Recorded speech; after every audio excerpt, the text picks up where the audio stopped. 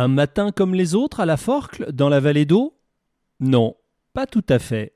Car aujourd'hui, nous sommes le 29 juin 2025, jour de la Saint-Pierre, patron de l'église de la Forclë. Comme chaque année à cette date, le village organise la fête patronale. Mais cette fois, la commémoration prend une toute autre dimension. Nous allons fêter le classement de l'église aux monuments historiques. Elle sait qu'elle va recevoir du beau monde. Il va falloir sortir de sa discrétion légendaire. Alors, elle s'est parée de soleil et son carillon est prêt à sonner dans l'air pur de la vallée d'Eau.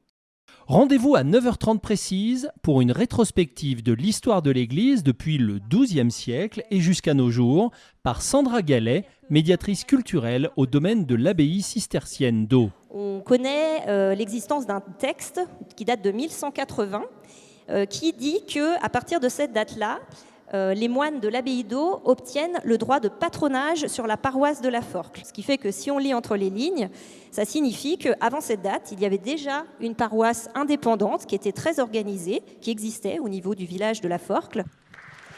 C'est ensuite Monique Triomphe, maître de conférence à l'Université de Paris, qui proposera un focus particulier sur les œuvres réalisées lors de la Restauration et tentera d'en expliquer la symbolique. Maurice Novarina lui a demandé de travailler, de concevoir des vitraux pour cette église qui, comme vous le constatez, ne représente rien.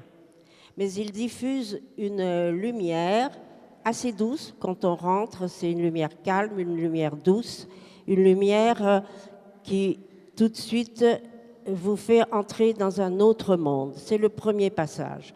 On passe du monde extérieur au monde spirituel. Nous sommes toutes et tous réunis dans l'église pour le point d'orgue de la journée, la messe. Elle sera célébrée par nul autre que Monseigneur Yves Le Sceau, évêque d'Annecy. Au nom du Père et du Fils et du Saint-Esprit, la paix soit avec vous.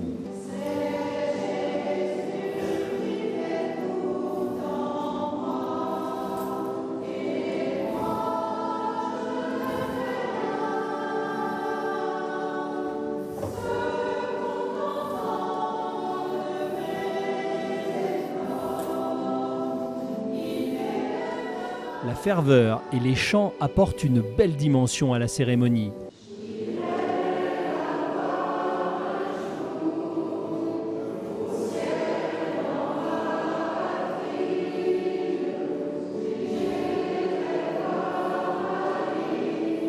Et au sortir du bâtiment, invités et simples fidèles se pressent pour approcher ce haut dignitaire de l'Église. La musique est elle aussi au rendez-vous, avec une animation proposée par le Brass Band de Saint-Jean-d'Eau. Les instruments luisent au soleil et entraînent la population vers l'école municipale où un apéritif et un repas sont offerts. On trouve toutes les occasions pour faire la fête ici, parce qu'on aime bien faire la fête. Effectivement, c'est la fête ici à la Forclë, et la convivialité est de mise. On en profite pour revoir les amis de longue date, faire du réseau dans la vallée. On se remémore même des grands souvenirs de la rénovation du bâtiment. On a posé 18 000 ardoises, 18 000 clous et 18 000 crochets.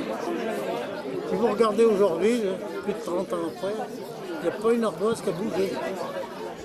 C'est aussi l'occasion de rencontrer des artistes locaux et surtout d'admirer leurs œuvres qui sont présentées ici à cette belle occasion. Une fête qui représente un moment fort dans la vie du village et qui a une vraie importance pour Madame le maire de la Forclë, Maryse Grenat. En fait, j'ai envie de dire, j'y tenais vraiment, parce qu'en fait, à l'époque de la rénovation par Maurice Novarina, les habitants à l'époque ont été déçus que Yacine Salvado, qui a réalisé le retable derrière l'hôtel, ne soit pas là. Donc ils voulaient une interprétation du retable et ils n'ont pas eu. Alors je me suis dit, maintenant que tu es maire, toi aussi ça t'a manqué à un moment, cette interprétation. Donc il faut rendre aux habitants, il faut donner aux habitants cette interprétation. C'est pour ça qu'on a fait cette grande fête aujourd'hui. déjà pour ça. Et puis après, le conseil municipal tenait vraiment à classer l'église, notre église. Donc elle est inscrite dorénavant sur la liste des monuments historiques. Et voilà, donc tout ça, ça fait qu'on a eu envie de marquer d'une pierre blanche l'événement. Du coup, ce sont toutes les forces vives du village qui ont été mobilisées pour l'occasion. Tout le monde est très présent, donc on a toujours beaucoup de monde, beaucoup de bénévoles et tout se passe très bien. Donc on travaille en association avec le conseil municipal et la mairie. Et donc la mairie a joué son rôle. Nous, on était associés aussi au comité des fêtes. Je fais partie du bureau également du comité des fêtes. Donc on a travaillé main dans la main.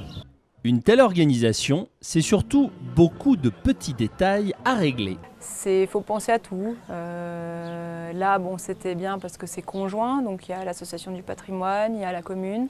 Donc on s'est vu 1 ou 2 fois avec la présidente de l'association du patrimoine, avec Maryse, Madame le maire. Et puis, c'est des petites choses par-ci par-là, penser au matériel. On a des aides, heureusement, des communes des environs pour des chapiteaux, du matériel parfois audio. Mais depuis, un petit mois que ça s'active pour cette fête. On a même fait quelques vérifications de dernière minute, comme en atteste André Gallet, le carillonneur de l'église. Hier, je suis monté au clocher, je suis revenu, j'étais tout noir. Parce que je suis monté un peu en dessous des cloches pour attacher un peu, refixer. Un carillonneur qui perpétue une tradition ancestrale. Mon grand-père a carillonné, il est décédé en 58, donc je ne l'ai pas connu, j'avais 2 ans. Mais il carillonnait régulièrement. Mon père a pris la relève après, il a sonné 40 ans peut-être. Et moi j'ai commencé à 15 ans, c'est beaucoup d'émotions pour moi. Cette journée, pour André, c'est une grande fierté.